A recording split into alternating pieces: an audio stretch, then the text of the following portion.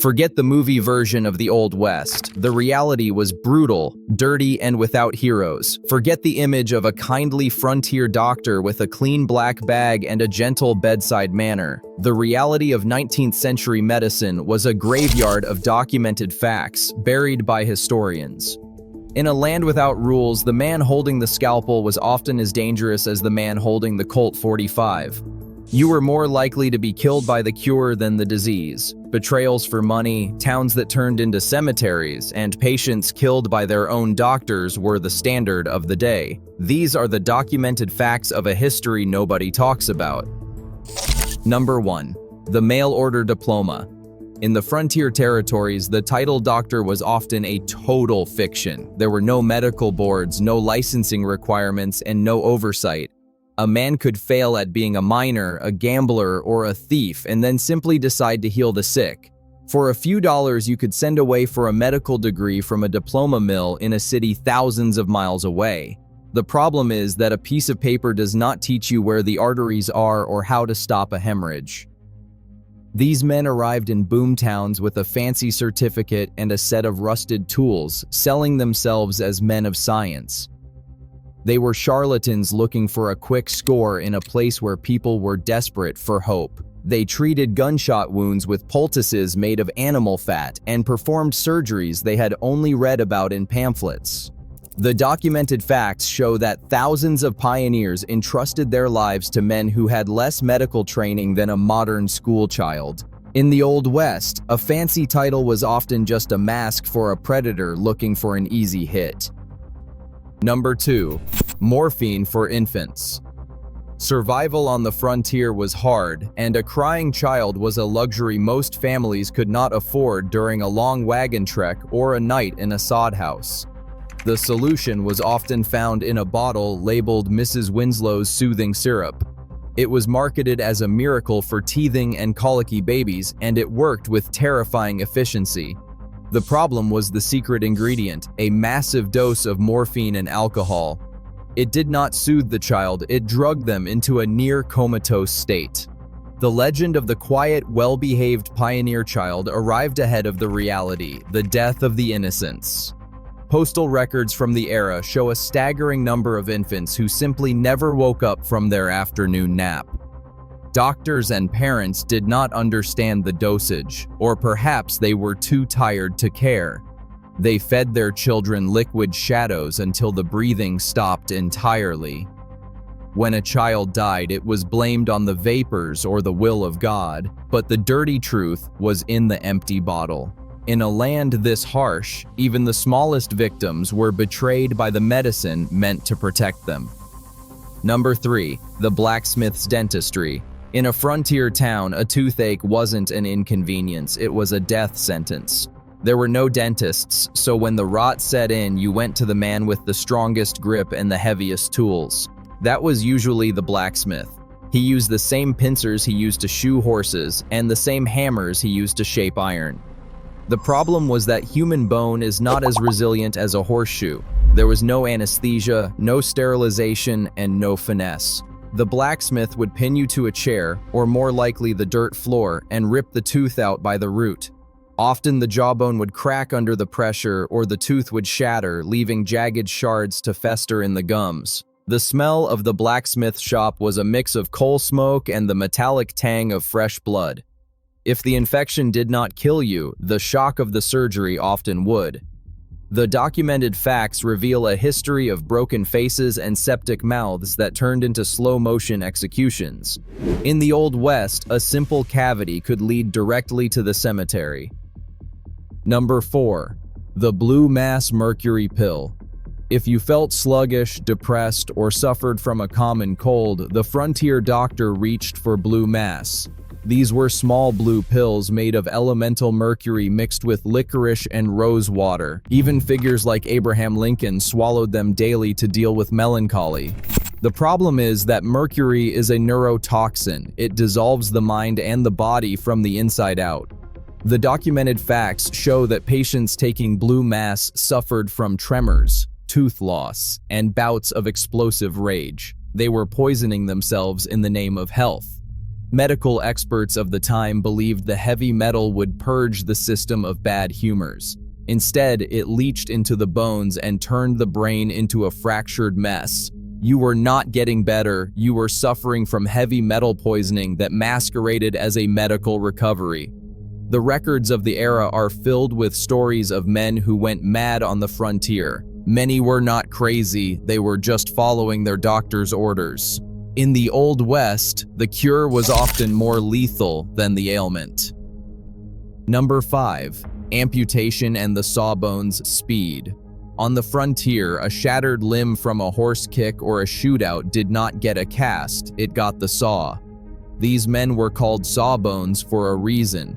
Without antibiotics, any deep wound would inevitably turn gangrenous. The only way to save the patient was to cut the meat away before the rot reached the heart. The problem is that speed was the only mercy available. A good surgeon could remove a leg in under 2 minutes. They did not wash their hands, and they did not clean the saw between patients. They wiped the blood on their aprons and moved to the next man in line. Documented accounts describe the horrific surgical theater of the frontier. You could hear the blade hitting bone, smell the dirty wounds, and hear screams 3 blocks away. Most patients died of surgical shock or the inevitable infection that followed the filthy blade. The heroic surgery of the movies hides a reality of piles of discarded limbs and men left to bleed out in the dirt. On the frontier, losing a limb was just the first step toward losing your life. Number 6. Laudanum, the shroud in a bottle.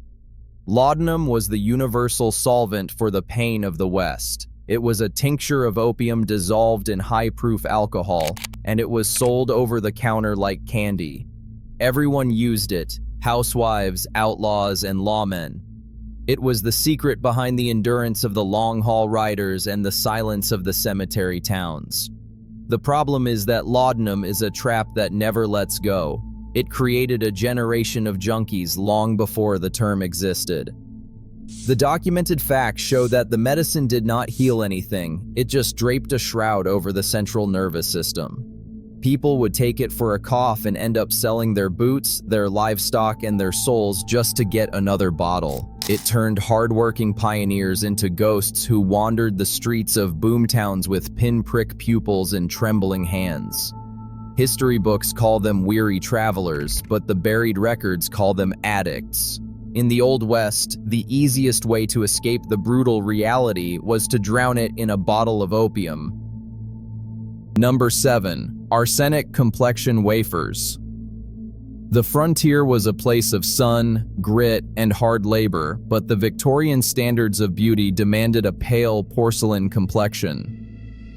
To achieve this, women and some men turned to Dr. Rose's French arsenic complexion wafers. The label promised to remove freckles, pimples, and roughness. Arsenic is a cumulative poison. It killed red blood cells and created a deathly translucent pallor that people considered fashionable.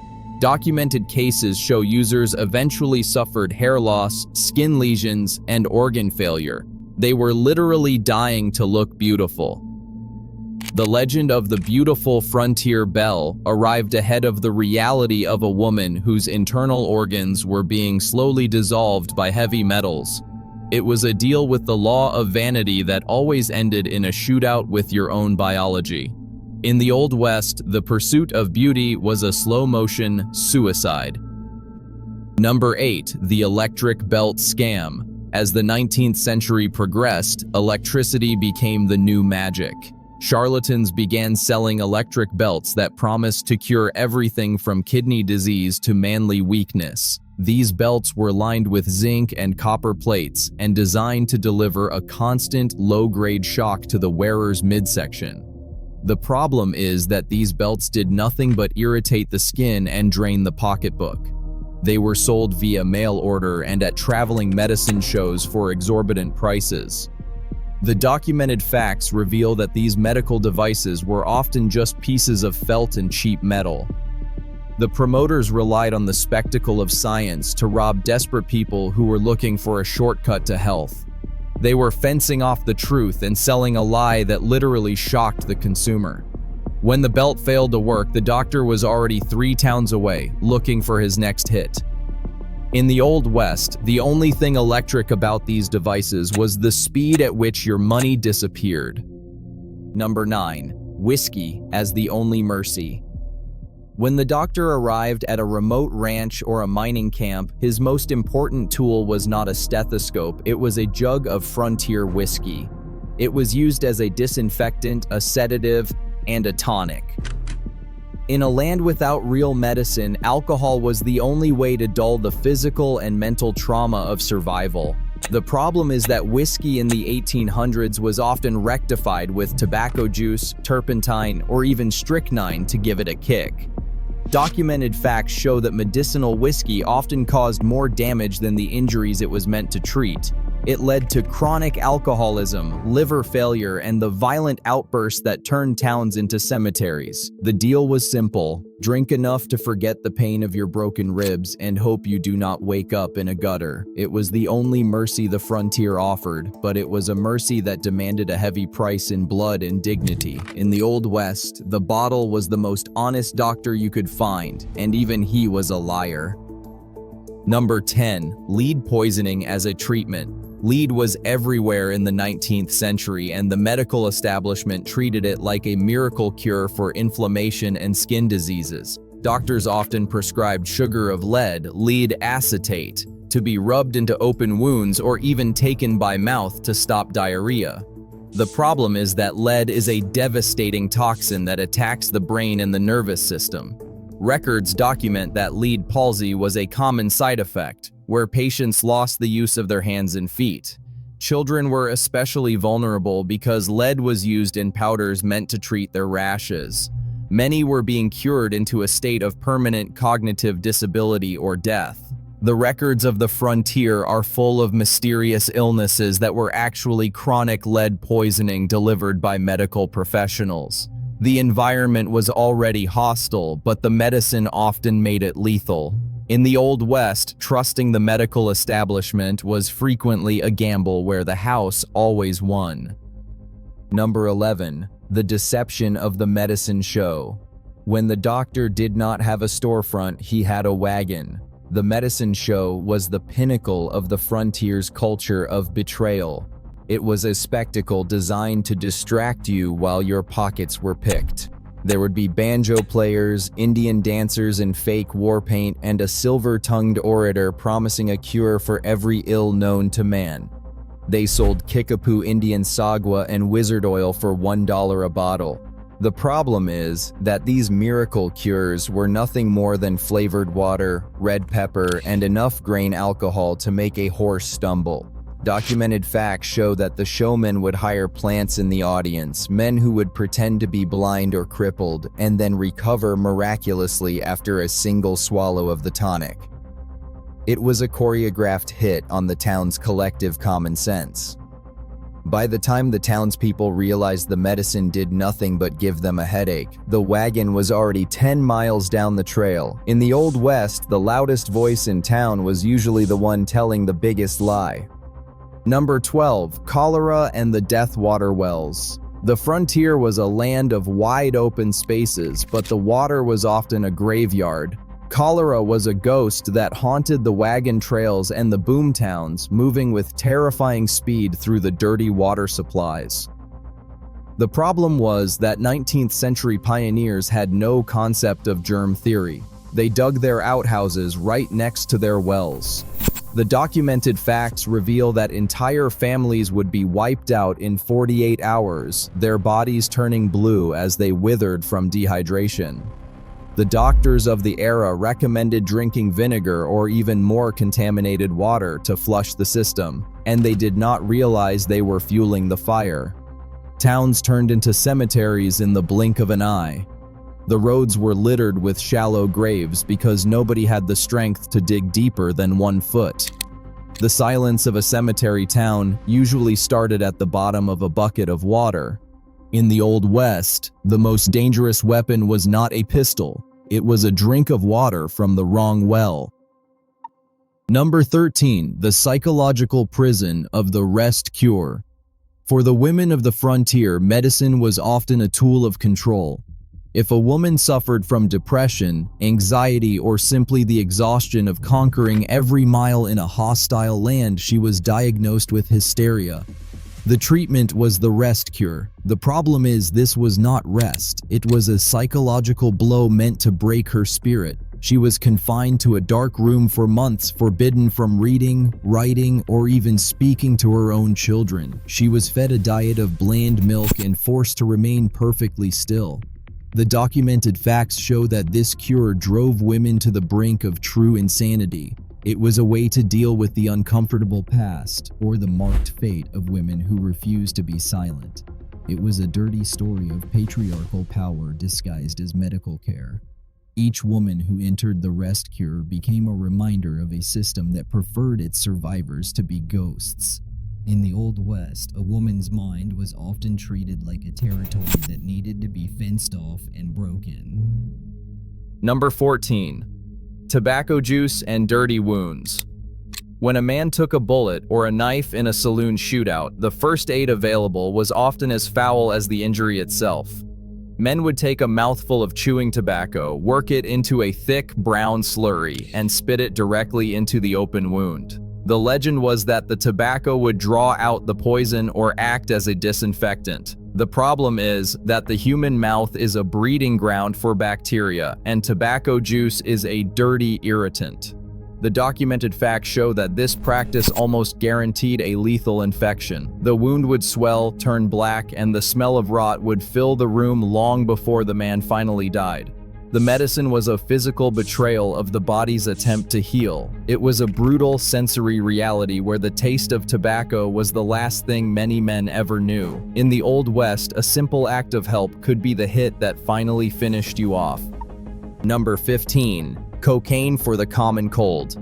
Before the laws caught up with the chemistry, cocaine was the darling of the pharmaceutical world. It was sold as cocaine toothache drops, and it was a primary ingredient in throat lozenges and cough syrups. The problem is that the miracle of increased energy and numbed pain was just a secret deal with a powerful stimulant. Documented facts show that laborers, miners, and even children were being turned into addicts by their local apothecaries.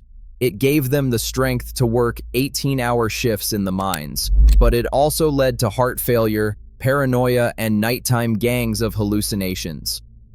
The legend arrived ahead of the reality of the crash. When the high wore off, the brutal reality of the frontier felt 10 times worse. People were not being healed. They were being ratted out by their own dopamine levels. In the Old West, the shortest distance between a cold and a cemetery was a bottle of energizing tonic. Number 16. The Barber's Bloodletting Bowl. If you walk past a barber pole today, you see red and white stripes. In the Old West, those colors represented a brutal medical reality. The red was blood, and the white was the bandage. Barbers were called the surgeons of the poor. If you had a fever or a headache, the barber would perform bloodletting. The problem is that the body needs its blood to fight infection. The barber would use a phlegm or a scarificator to open a vein and let the bad blood drain into a brass bowl. The documented facts show that this practice often continued until the patient fainted from blood loss. They believed they were balancing the humors, but they were actually weakening the heart and inviting the silence of the grave. The smell of the barber shop was a mix of hair tonic and the metallic scent of open veins. It was a forensic disaster conducted under the guise of a haircut. In the Old West, the man who trimmed your beard was just as likely to drain your life. Number 17. Tapeworms for the vanity. The desire for a thin Victorian waistline led to one of the most disgusting documented facts in frontier history, the tapeworm pill. Women would intentionally ingest a pill that contained the head of a tapeworm. The problem was that they were inviting a parasite to live in their intestines and steal their nutrition. The tapeworm could grow to lengths of 20 or 30 feet, causing abdominal pain, nausea, and severe malnutrition. The apparent success of the diet was actually the body being slowly consumed from the inside out. When a woman decided she was thin enough, she had to undergo a treatment to remove the worm. Often this involved holding a bowl of milk at her mouth and hoping the worm would crawl out to feed. It was a dirty, visceral reality of vanity and survival. The legend of the delicate frontier lady was often supported by a hidden monster in her intestines. In the Old West, looking like a ghost was a sign of status, even if it meant being eaten alive. Number 18. Smallpox and the deliberate infection. Long before the modern vaccine was refined, the frontier dealt with smallpox through variolation. This involved taking the pus from a smallpox victim's pustule and rubbing it into a cut on a healthy person's arm. The problem was that this was not a controlled dose. It was a gamble with a lethal contagion. The documented facts show that while some developed a mild case and became immune, others sparked new outbreaks that turned entire towns into cemeteries. It was a blow to public health. People lived in fear of the speckled monster, and the cure was often as terrifying as the disease itself. They were playing a high-stakes game of shootout with a virus that left survivors with marked fates and scarred faces. The buried records of the wagon trains are filled with stories of people who were abandoned on the side of the trail the moment the first spot appeared. In the Old West, your neighbors were your biggest threat if they were carrying the medical prevention. Number 19. The Madstone and the Rabies Lie. Rabies was a terrifying reality on the frontier where wild animals and stray dogs were everywhere. Without a cure, people turned to the Madstone, a calcified mass found in the stomach of a deer. The legend said that if you applied the stone to a bite, it would stick until it had drawn out the venom and then fall off. The problem is that a stone cannot cure a viral infection of the nervous system. The documented facts reveal that families would pay small fortunes for a Madstone, believing their loved ones were safe. They watched as the stone stuck to the wound, unaware that it was just the natural moisture of the flesh holding it there. When the patient eventually developed hydrophobia and began to foam at the mouth, the betrayal was complete. It was a spectacle of false hope that gave the family a few weeks of peace before the brutal end. In the Old West, the Madstone was a reminder that superstition is a poor shield against a physical reality.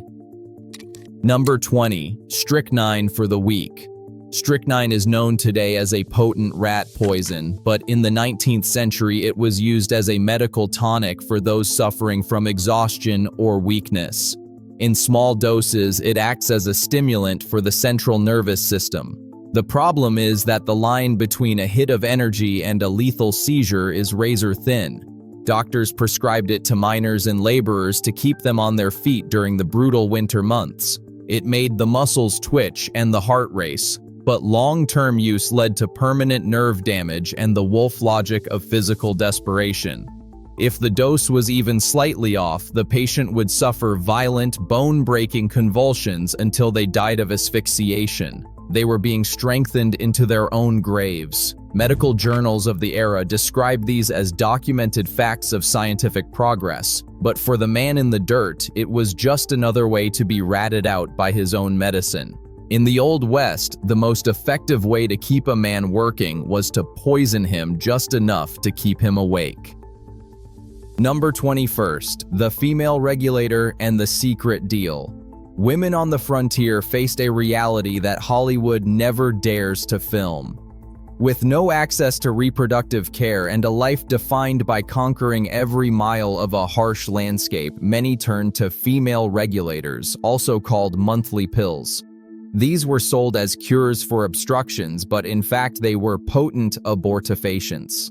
The problem was the ingredients, like oil of tansy, pennyroyal, and ergot, which were highly toxic in the doses required to be effective. Historical records show this was a secret deal made in the shadows of the apothecary between desperate women and profit-seeking chemists.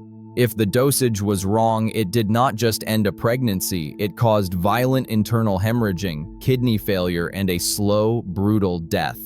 These women were not looking for a miracle, they were looking for a way out of a cycle of poverty and exhaustion that the frontier demanded. They were ratted out by their own biology, in a world that offered them no safety net. In the Old West, the female regulator was often a death sentence disguised as a solution. Number 22. Radium water and the glow of the grave. Toward the end of the frontier era, the discovery of radiation was treated like the ultimate medical hit.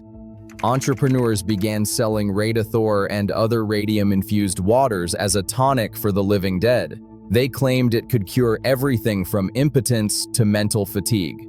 The problem is that radium is a radioactive isotope that mimics calcium, settling into the bones and staying there forever. The documented facts reveal a horrific pattern called radium jaw, where the bone of the face would literally disintegrate and fall away. People were drinking liquid energy that was actually melting them from the inside out. It was a spectacle of modern science that led directly to a cemetery plot. The legend of the miracle cure arrived ahead of the reality of the disintegrating skeleton. In the Old West, the newest documented facts of science were often just a more sophisticated way to kill a man.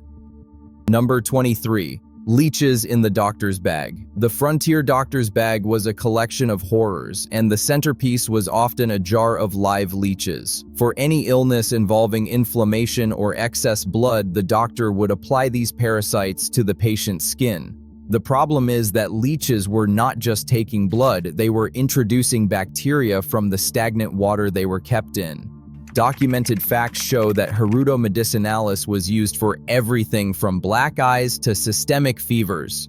The patient would lie there as the worms bloated with their life force, often causing secondary infections that the patient was too weak to fight.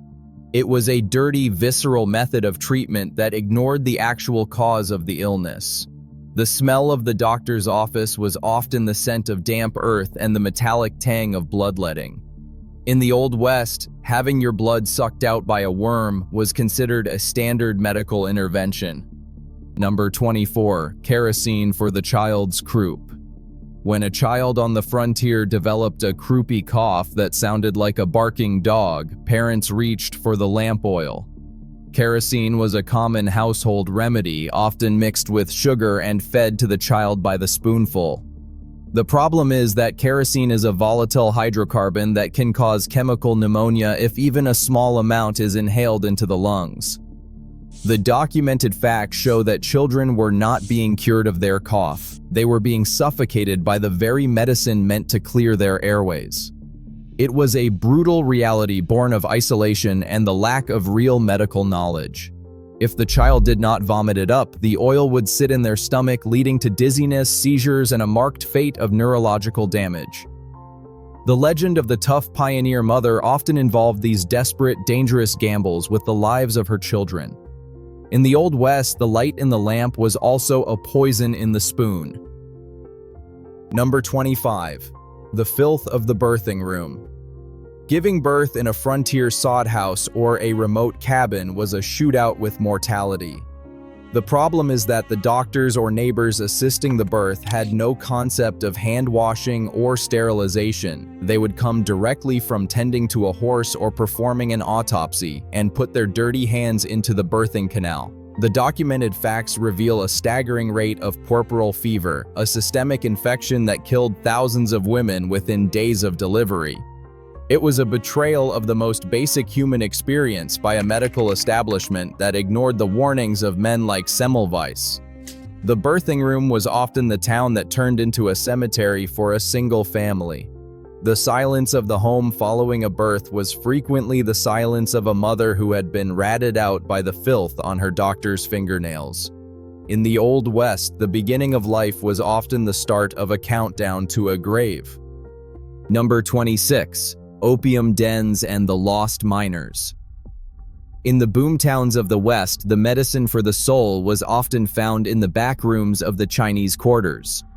Opium was the ultimate hit for men who had lost everything in the mines or at the gambling tables. The problem is that opium does not just dull the pain, it erases the person.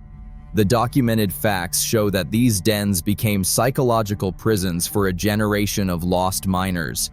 They would trade their gold, their clothes, and eventually their lives for a pipe of dreams. The secret deal with the law often kept these places running as long as the right palms were greased. It was a dirty story of addiction that the history books like to gloss over. The environment of the den was one of heavy smoke, nighttime gangs of addicts, and the spectacle of human decay. In the Old West, the pipe was a shortcut to a cemetery that many were all too willing to take. Number 27th. Scalping and the brutal recovery. Survival after being scalped was a documented fact that defied belief, but the medical treatment that followed was a second trauma. If a victim survived the initial attack, the doctor had to deal with the exposed skull. Bone without skin will eventually rot and die. The medical protocol of the time involved drilling holes into the outer table of the skull to reach the diplo, the spongy, blood-filled layer in the middle. They hoped the blood would seep through the holes and form granulations that could eventually support a skin graft or at least a layer of scar tissue. It was a brutal forensic procedure done with hand-cranked drills and no anesthesia. The patient had to endure the sound of the drill biting into their own head.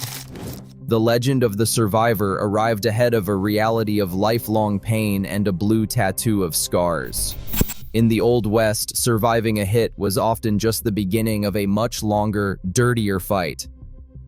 Number 28. Purgatives and the lethal emptying.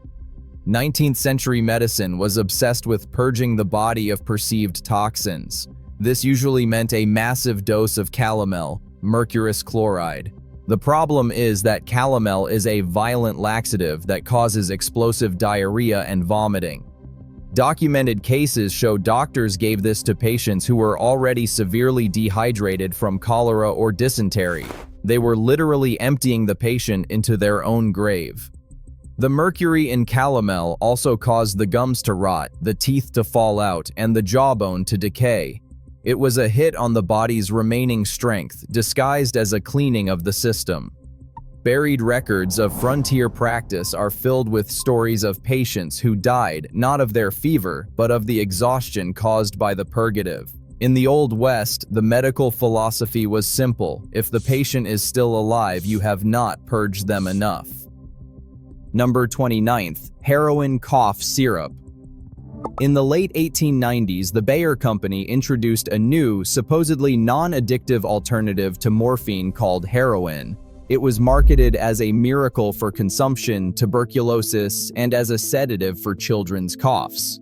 The problem is that heroin proved to be more addictive than morphine, and it converts back into morphine once it enters the brain.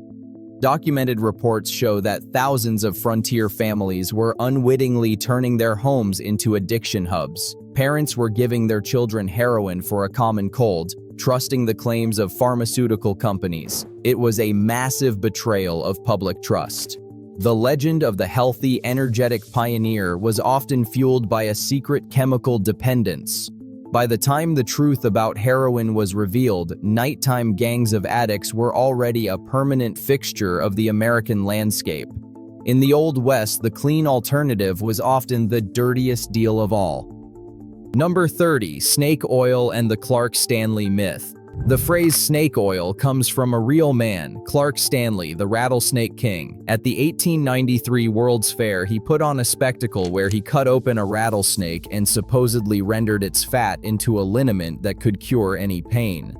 The problem is that when the government finally tested his snake oil years later, it contained absolutely no snake fat. The documented facts show it was mostly mineral oil, red pepper, and turpentine. He was hiding the truth to sell a hit of heat to people who were desperate for relief. Stanley made a fortune before the buried records of his fraud were exposed. He was the ultimate frontier charlatan, a man whose legend arrived ahead of him, while the reality was just a bottle of cheap oil. In the Old West, the only thing a snake oil salesman ever cured was a full wallet. Number 31. The asylum, a destination for discards. In the Old West, if your mind broke from the isolation or the brutal labor, you were not given therapy, you were disappeared. The asylum was the cemetery for the living. These institutions were not hospitals, they were warehouses for the uncomfortable past of families and towns. Documented records show that men and women were committed for religious excitement, laziness, or novel reading. Once the heavy doors closed, you were ratted out by your own community. There were no doctors, only guards. Patients were kept in chains, subjected to ice-cold baths, and left to rot in their own filth. It was a dirty secret that every boomtown kept hidden on its outskirts. The spectacle of the madhouse was a reminder that in a land without rules, the weakest were simply fenced off from the world. Most never left until they were carried out in a pine box. In the Old West, losing your mind was a one-way trip to a place history has worked hard to forget. Number 32. Salt and vinegar for the rot. When the frontier surgeon ran out of whiskey or carbolic acid, he reached for the pantry. Gangrene was a constant threat, a silent killer that turned a scratch into a blackened, stinking death sentence. The treatment was to pour raw salt and boiling vinegar directly into the open, rotting flesh. The problem is that while vinegar is acidic, it does nothing to stop a deep-seated systemic infection. Contemporary accounts describe the visceral, brutal agony of men being pinned down while their wounds hissed and smoked under the treatment. It was a primitive attempt to kill the rot that usually just killed the patient from the sheer shock of the pain. The smell of the infirmary was a mix of putrid flesh and acrid vinegar. The legend of the stoic pioneer survived, but the reality was a man screaming until his lungs gave out in a dirty room. In the Old West, the cure for an infection was often just a different kind of torture. Number 33. The midwife's desperate superstitions. In the remote corners of the frontier, the only medical authority was the local midwife. These women were survivors, but they carried a marked fate of old-world superstitions that were often lethal. To stop a hemorrhage after birth, they might place a cold axe under the bed to cut the pain, or press a cobweb into a wound. A dirty axe and a spiderweb covered in dust betrayed basic hygiene. Documented facts show that these cures introduced tetanus and sepsis into already weakened bodies. They were dealing with the law of nature with tools from a nightmare. The legend of the wise frontier woman arrived ahead of the reality of a mother dying of childbed fever because her midwife did not believe in washing her hands. In the Old West, the birth of a child was a shootout with infection, where the odds were never in the mother's favor. Number 34. The coroner's gratuity on death. When a man died under suspicious circumstances in a frontier town, the coroner was called. He was not a forensic scientist, he was usually a local tradesman looking for a hit of extra cash. The problem is that the documented facts of a death were often for sale. If a wealthy rancher's son killed a drifter, the buried records would list the cause of death as visitation of God or sudden heart failure. It was a dirty deal with the law that kept the powerful in power and the dead in the ground without questions. The coroner would charge the town for the coffin, the grave digging, and the investigation, pocketing the difference. The spectacle of the inquest was often just a scripted play to protect the town's reputation. In the Old West, the truth about how you died was often buried just as deep as your body. Number 35. Mass graves in the silent towns. When an epidemic like black vomit or the bloody flux hit a town, the medical system collapsed instantly. The doctors were often the first to flee or the first to die. The problem was that bodies piled up faster than the cemetery could take them. Documented accounts show that nighttime gangs of survivors would haul wagon loads of the dead to the edge of town and dump them into lime pits. They did not check for pulses. If someone looked dead, they were ratted out by the fear of the living. Entire boomtowns became silent towns in a matter of weeks, leaving behind only whispers of ghosts. The roads were fenced off to prevent the spread, turning the town into a literal death trap. In the Old West, the final reality of medicine was not a cure, it was a shovel and a prayer that you were not still breathing when the dirt hit your face. Number 36. Gunpowder as a battlefield disinfectant. In the heat of a shootout or a frontier skirmish, there was no time for doctors. Men would take a pinch of black gunpowder, pour it directly into a bleeding bullet hole, and light it with a match. The legend says the explosion would cauterize the wound and kill the bacteria. The problem is that black powder contains charcoal, sulfur, and saltpeter, none of which belong inside a human body. Documented accounts show the brutal heat of the flash burn caused massive tissue damage and drove carbon deep into the muscle, ensuring a dirty infection that was impossible to clean. It was a desperate act of wolf logic that often led to the very gangrene it was meant to prevent. The man might survive the bullet, but he would not survive the medicine. In the Old West, lighting yourself on fire was considered a legitimate way to stay alive. Number 37. The consumption cures and the sickly cell. Consumption, or tuberculosis, was the great killer of the 19th century. Patients were told that the dry air of the West was the only cure. The problem was that medical experts also sold supposed cures like inhaling the fumes of sulfuric acid or sleeping in stables to breathe cow air. Documented facts reveal an industry of consumptive resorts that were actually just places for people to die, while the owners bled their life savings. They sold the legend of recovery to people whose lungs were already turning to liquid. The spectacle of the sickly traveler arriving with hope and leaving in a crate was a common sight in Arizona and New Mexico. It was a hit on the dying. In the Old West, the documented facts of the climate were often just a marketing strategy for the local undertaker. Number 38. Branding for the fever. In the most brutal cases of localized infection or madness, frontier medicine turned to branding. Doctors used a cautery iron, heated until it glowed white, and pressed it against the patient's skin, often on the back of the neck or along the spine. The theory was counter-irritation, creating a new, massive injury to draw the body's attention away from the internal disease. The problem is that a third-degree burn is a dirty invite for a secondary infection. Documented records show patients were left with lifelong scars and agonizing pain that did nothing to help their original ailment. It was a spectacle of medical ignorance that treated the human body like a piece of livestock. The smell of burning hair and skin became the aroma of the clinic. In the Old West, the doctor's touch was often indistinguishable from a torture session. Number 39. Tobacco smoke enemas. One of the most bizarre and dirty documented facts of frontier medicine was the tobacco smoke enema. If a person was pulled from a river or found unconscious, a doctor would use a bellows to pump tobacco smoke into their rectum. The theory was that the heat and the stimulant of the tobacco would jump-start the heart. The problem was that nicotine is a powerful toxin that is absorbed rapidly through the lining of the gut. Instead of reviving the patient, it often caused immediate cardiac arrest or respiratory failure. They were betrayed by the cure at the very moment they needed oxygen.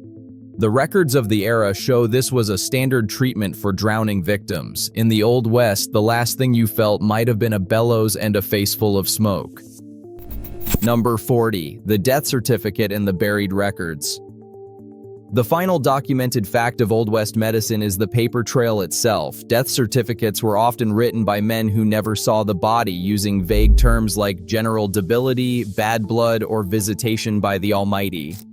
The problem is that these records were designed to hide the brutal reality of medical failure and malpractice. The buried records of the frontier are a testament to a time when medicine was a gamble with a stacked deck. The legend of the frontier doctor survived because the truth was too dirty to tell.